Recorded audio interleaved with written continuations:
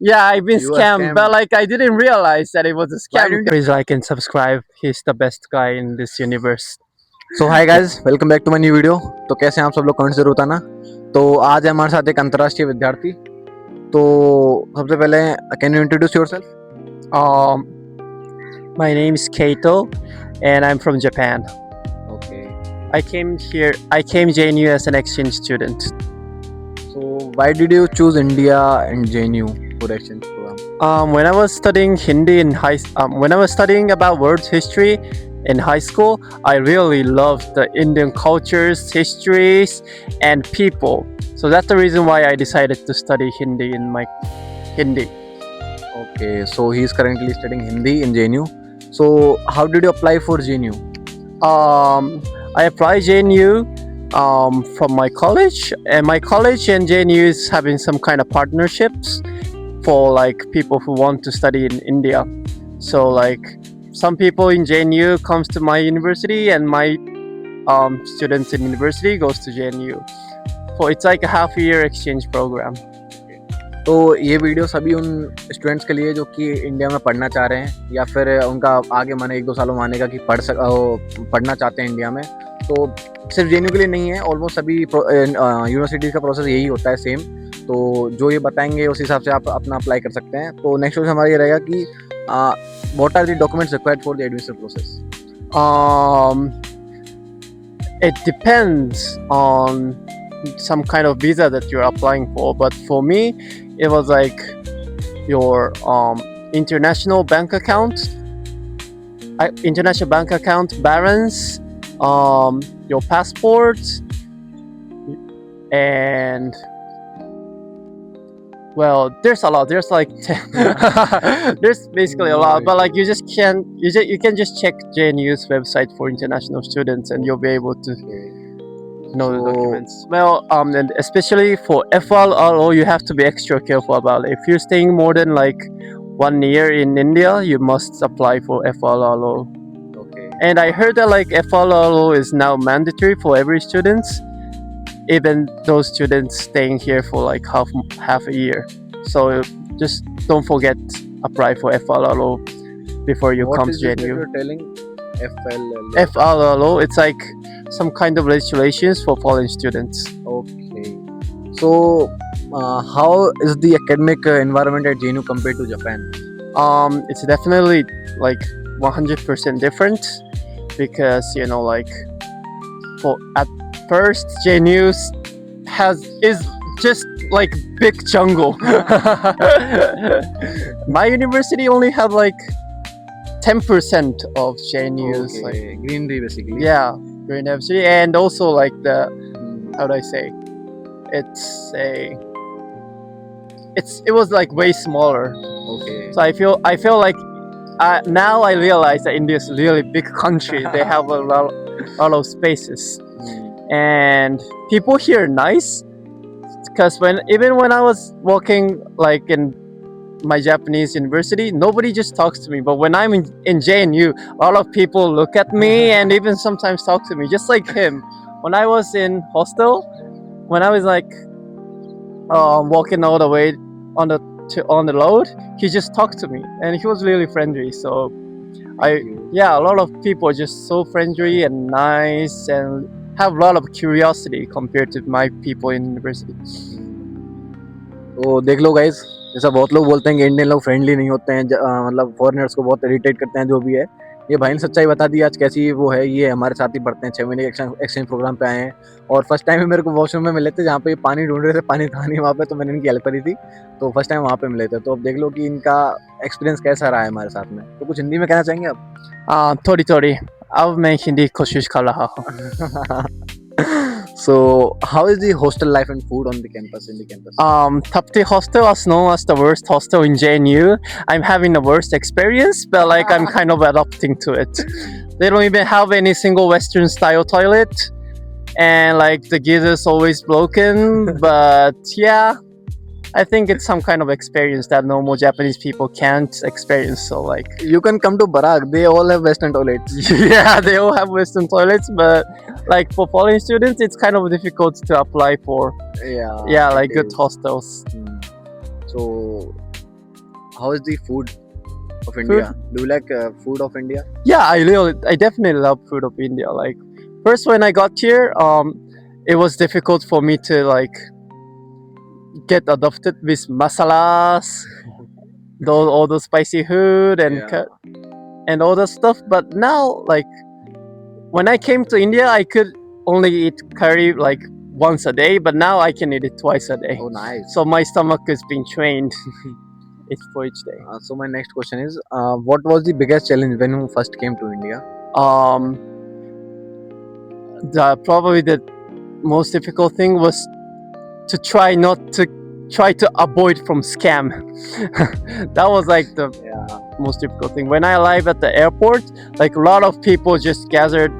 Just people ask me like Uber, auto, taxi, and you know, my hotel was like only 4 kilometers away from the airport, but like I just didn't know how to use Uber or Rapido, so I just paid him 1,000 rupees to 1,000 rupees? 1,000 rupees to get to there. And even the driver requested me for like the money for fueling, and they even took me to like You scammed, yaar. yeah, I've been You were scammed, scammed. but like I didn't realize that it was a Why scam. didn't you because- use the app, Uber app, and Oh, I didn't know that. I didn't know about Uber until like Okay. people in India, people in JNU told me about it. Japan में नहीं चलता होगा यार शायद Uber app.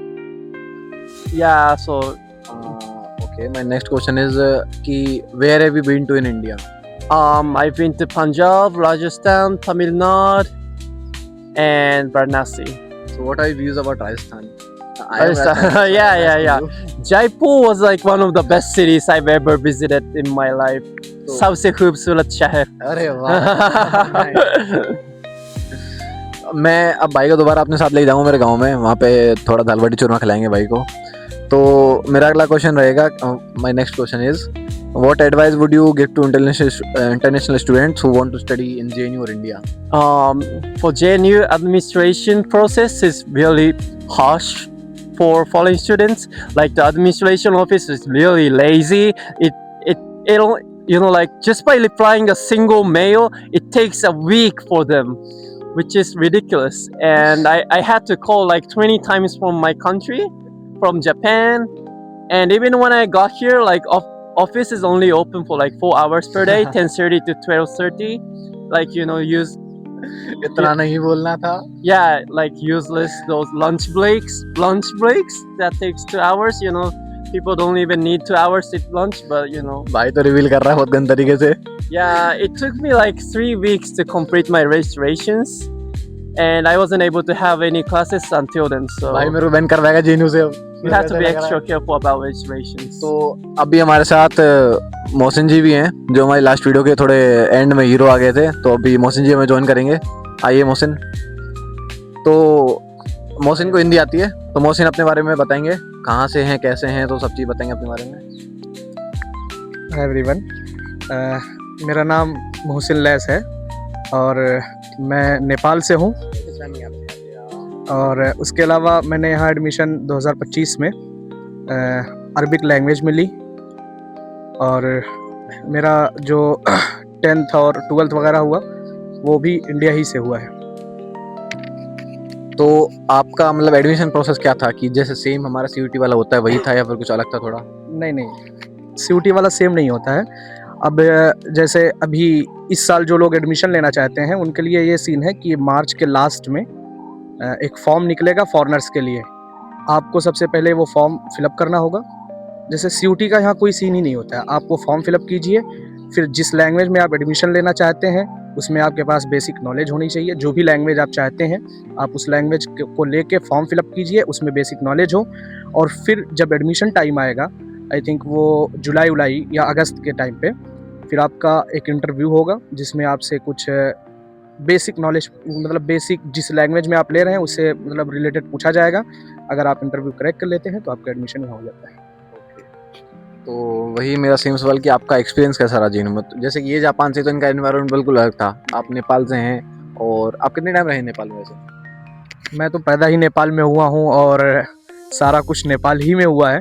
लेकिन चूंकि India से बिल्कुल मुत्तसिल है नेपाल, तो इंडिया की तहज़ीब, यहाँ की सकाफ़त, यहाँ का कल्चर, यहाँ के लोगों का रहना सहना, उनके आदाब अखलाक मिलना जुलना सारी चीज़ें एक ऐसी है जो दिल को भाती हैं। बहुत भारी शब्द यूज़ कर दिया है। नहीं, यकीनन इंडिया के की जो तहज़ीब है वो बहुत अच्छी तहज़ीब, बहुत अच्छा कल्चर है इंडिया का। यहाँ के लोगों का मिलना-जुलना, एक दूसरे के तई मोहब्बत करना, वो बहुत अच्छा लगा। तो नेपाल से मैं 10th के बाद ही यहाँ आ गया था, उसके बाद मैंने 12th वगैरह यहीं से की और फिर जेएनयू का नाम यकीनन एक बहुत बड़ा नाम है इंडिया के अंदर, और इंडिया ही नहीं ऑल ओवर वर्ल्ड के अंदर पूरे आलम में जेएनयू का नाम अपना एक नाम है।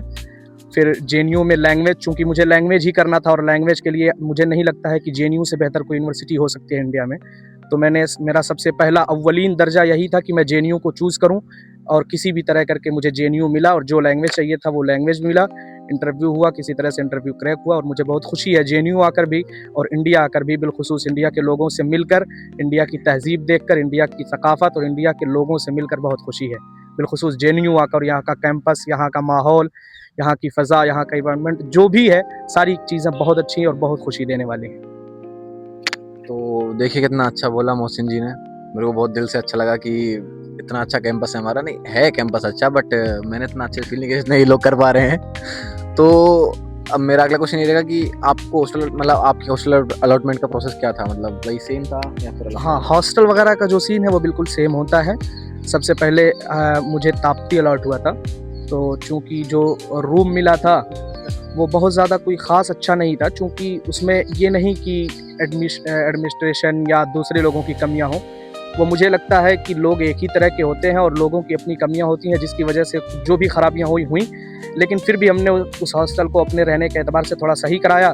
फिर बाद में पता चला कि जेएनयू में एक बहुत बेहतरीन चीज़ ये कि फ़ॉरेनर्स के लिए एक अलग हॉस्टल जेएनयू मुहैया करता है। ये एक बहुत बड़ी चीज़ है कि यहाँ दूसरे कंट्री से आने वाले लोगों को एक इज़्ज़त मिलती है, और फिर उनके लिए एक अलग हॉस्टल और बेहतरीन हॉस्टल मिला बराक नाम से, जहाँ सारी चीज़ें, सारा सब कुछ बहुत अच्छा हुआ और बहुत मतलब बेहतरीन, जो जिस तरह से दिल में था कि हाँ हम एक अजनबी बन के दूसरे मुल्क में जा रहे हैं, लेकिन कभी इस मुल्क वालों ने फील नहीं होने दिया। बहुत अच्छा लगा यहाँ आके। तो जैसा कि मतलब केतन बताया कि इनको ताप्ती मिला था और एडमिनिस्ट्रेशन थोड़ा चेंज नहीं किया, वो इसलिए क्योंकि केतो का जो प्रोग्राम वो 6 महीने का है, सेमेस्टर एक्सचेंज पे आए हैं। I'm delayed, please. I think if you like apply for, I think if you're normal foreign students, you'll be allotted to Balak hostel, so no worries. The thing is you are here for semester exchange. Oh You yeah, are not here for the year or something. yeah, for like Yeah. people. That's why you consider. Yeah, that's the reason. Yeah. That's probably the reason why I was allotted to top the hostel. So like for normal If foreign you want students. to now change, then you can write an application. They can change.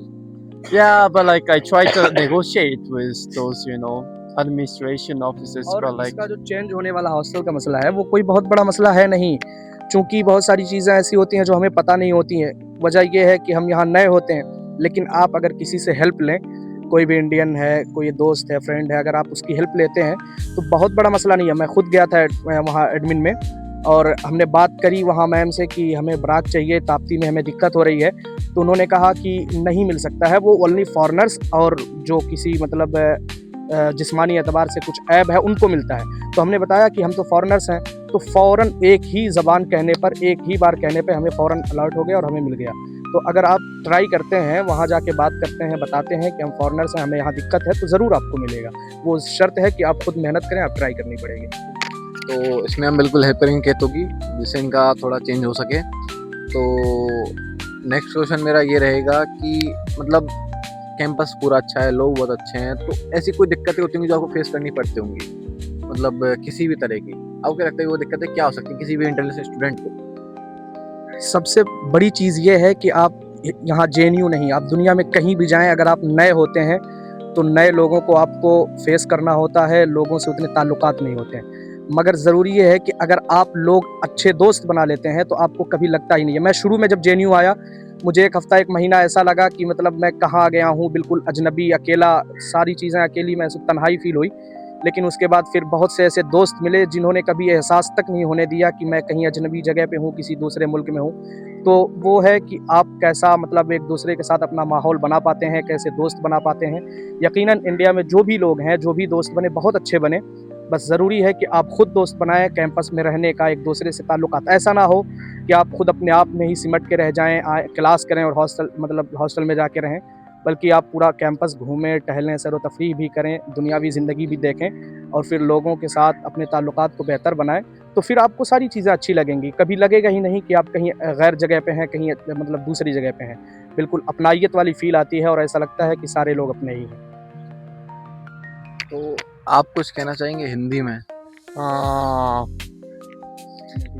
आ, ये तो बहुत मुश्किल सवाल है। हाँ मैं JNU में हिंदी और उर्दू ज़बान पढ़ रहा हूँ।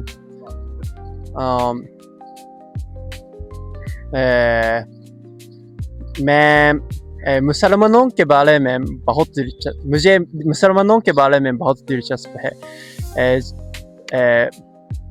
मैं जमा मस्जिद गया था। Oh nice. हाँ, ये तो सबसे खूबसूरत जगह है। और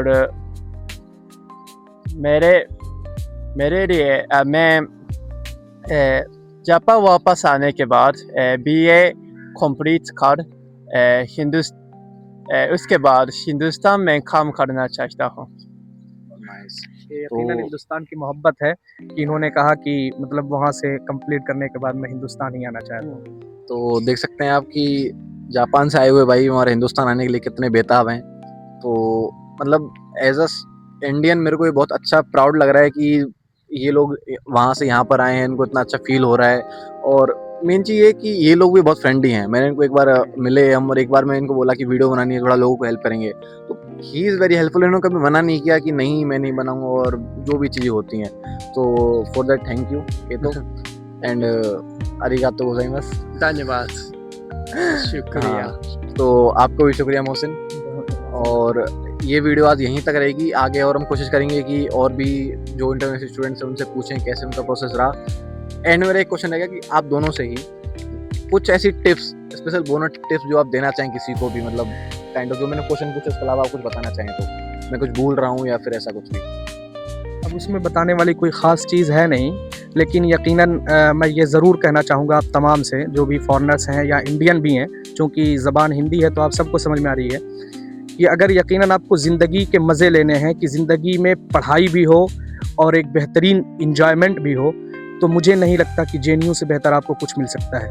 बेहतरीन पढ़ाई, मतलब इतनी बेहतरीन कि अगर आप पढ़ना ही चाहते हैं तो शायद इससे अच्छी जगह ना मिले। 24 घंटा लाइब्रेरी खुली रहती है, आपके लिए कोई दिक्कत की चीज़ नहीं है, और यहाँ चीज़ें इतनी सस्ती हैं कि हर कोई अफोर्ड कर सकता है, हर कोई उनको मतलब सह सकता है। हमेशा एक पढ़ने का माहौल, आप एक छोटी सी जगह पे बैठे, मैं अभी यहाँ मुझे आए हुए 7-8 महीने हुए, लेकिन मैंने देखा छोटी जगहों पे बैठ के लोग बड़ी-बड़ी बातें करते हैं, छोटी सी जगह पे बैठ के पूरी दुनिया की बातें हुआ करती हैं। तो जेएनयू से अच्छा माहौल आपको नहीं मिल सकता। तो मैं यही मशवरा आपको दूँगा कि अगर यकीनन आप पढ़ना चाहते हैं और ज़िंदगी जीना चाहते हैं, तो मैं ये मशवरा करूँगा कि इंडिया में शायद जेएनयू से बेहतर आपको कोई जगह मिले, जहाँ पढ़ने का भी एक अच्छा माहौल हो, लोगों के साथ जुलने मतलब उठने, बैठने और मिलने-जुलने का और सारी चीज़ें एन्जॉय करने का, घूमने का, सारी चीज़ों का माहौल आपको जेएनयू से बेहतर शायद नहीं मिल सकता है। ये मेरा मशवरा है कि आप जेएनयू आइए, ज़िंदगी जिए और पढ़िए, सारी कुछ जो चीज़ें आपके दिल में है आप वो यहाँ आके कर सकते हैं। So, do you want to give any other tips to international students? Please come JNU. It's one of the best universities in India and including all over the world. तो जैसा कि देख सकते हैं, And even if you're shy or like hesitate to go India, this is like you don't really feel like some kind of stereotypes that you think about India. Like people here are really nice, friendly, talkative, so you will have no time to feel any loneliness. And you know everyone's here, and even I will be able to help you about the reservation or any hostel allotment. So feel free to text me or just comment on the video, and I'm Japanese and I'll be able to help any Chinese, Korean or any other Asian students. So मैं दोनों की ID mention कर दूँ नीचे comments में। कोई भी अगर आपको प्रॉब्लम हो तो दोनों से पूछ सकते हैं। तो जैसा कि आप लोगों को पता है कि लोग ट्विटर वगैरह पे बोलते हैं कि इंडियन लोग बहुत स्टीरियोटाइप होते हैं, डिस्क्रिमिनेशन करते हैं फॉरेनर्स के साथ। ये दोनों ही फॉरेनर्स हैं। आप देख सकते हैं इन दोनों का रिलेशन क्या है। जेएनयू में भी आपका बहुत वो रहा है। तो मैंने सारी वीडियो डालता हूँ जीनू की, तो इन दोनों का ये मैंने कुछ स्क्रिप्टेड नहीं है वीडियो, मैंने बस क्वेश्चंस लिखे थे, ये दोनों अपने आप जवाब दे रहे हैं, मैंने कुछ बोला नहीं कि आप ऐसा जवाब देना है, कुछ भी बोलना। जो चीज़ है वो बिल्कुल अनस्क्रिप्टेड है। मौसम से पूछ सकते हैं, अभी अचानक आए थे जस्ट। मैं अभी फौरन आया, इसमें कोई ऐसी चीज़ है नहीं कि बना बना के, जो है और मैंने सारी चीज़ें साफ बताई, उसमें कोई मसला है नहीं। बस जो है सारी चीज़ें सच हैं और जो हमने फील किया वो हमने बताया। ये तो is this video scripted? Definitely not. I'm just saying whatever I want to say. मैंने जस्ट कल शाम को भाई को मैसेज किया कि भाई वीडियो बनानी है, तो ये बोले कि हाँ ठीक है, मैं कल 3 से 5 के बीच में फ्री हूँ, बिल्कुल बना सकते हैं। 2 घंटे से मेरे पास ही बैठे, मैं बात करने लग रहा था इनसे। तो बस मेन चीज़, और हाँ मैं थैंक यू बोलना चाहूँगा प्रशांत को, रमन को भी, जो इतनी देर से मेरा साथ दे रहे हैं। आ जाओ यार, तुम लोग भी आ जाओ यार, थोड़ा सा भाईचारा तो आप तो सही सुनाइए जरा, आ जाओ ना please please. So thank you तुम दोनों को भी। भाई आप कुछ कहना चाहेंगे? क्या जैसा कि केतु ने कहा कि इंडिया में इसको कैसा, प्रेफरेबली आई वुड से कि JNU में इसको कैसा लगा। JNU सही में बहुत अच्छी जगह है, और ये रही बात इसकी, तो ये तो फॉरेनर है भी नहीं, इसको तो अपना ही सोचते हैं। और क्या भाई, ये मैंने कहा भी ना कि यकीनन यहाँ लगता ही नहीं है कि मैं किसी गैर मुल्क से आया हूँ। इतने अच्छे लोग और लोगों का फिर अखलाक और मिलना जुलना कभी फील ही नहीं होने दिया कि मैं फॉरेनर हूँ। बस जो भी है खुशियाँ मिलती हैं और कभी नहीं लगता कि मैं कहीं अलग हूँ। और हम पीछे एक बात कर रहे थे केटो से, तो हमने इसको कुछ तो बताया था कि तो भाईचारा भाईचारा on top। भाईचारा on top। तो बस आज की वीडियो यहीं तक रहेगी। आपको जो भी कमेंट्स है किसी भी चीज़ से रिलेटेड, तो आप मतलब कोई भी क्वेरीज है तो आप नीचे कमेंट कर सकते हैं। बाकी मैं इन दोनों की आईडी मेंशन कर दूंगा। जैसे चूंकि JNU या इंडिया जो है बिल्कुल नेपाल से अटैच है, तो ज़्यादातर फॉरेनर्स जो हैं, जैसे जब भी फॉरेनर्स की कोई मीटिंग वगैरह भी होती है तो उसमें सबसे ज़्यादा नेपाल ही के लोग होते हैं अक्सर, क्योंकि बिल्कुल मुत्तसिल है। तो जो भी नेपाल के हैं या कहीं के भी हैं, जिनको भी कोई भी प्रोसेस जानना हो कि कैसे एडमिशन लेना है, क्या लेना है, तो आप ऑफ कोर्स मैसेज कर सकते हैं, पूछ सकते हैं। और मैं नेक्स्ट ईयर अगर आप आते भी हैं तो मैं ज़रूर आपकी हेल्प करूंगा, बिल्कुल वैसे ही जैसे यहाँ के लोगों ने मेरी हेल्प की, तो मैं आपकी हेल्प के लिए भी तैयार हूँ। आप ज़रूर आइए, और मशवरा भी करता हूँ, JNU आइए, हेल्प करने के लिए मैं हूँ। जो भी ज़रूरत होगी बिल्कुल अपने इंडियन भाइयों की तरह। इसी के साथ बहुत शुक्रिया। So if you are an international student and you want to study in JNU or India, so just please comment down and I'll mention the ID of these both. So if you have any queries, then just let me know. We'll help you out. So आज की video यहीं तक रहेगी। Please like, share and subscribe. Please Ketu. Yeah, please like and subscribe. He's the best guy in this universe. Thank you Ketu. So आज की video यहीं तक रहेगी। Thank you guys.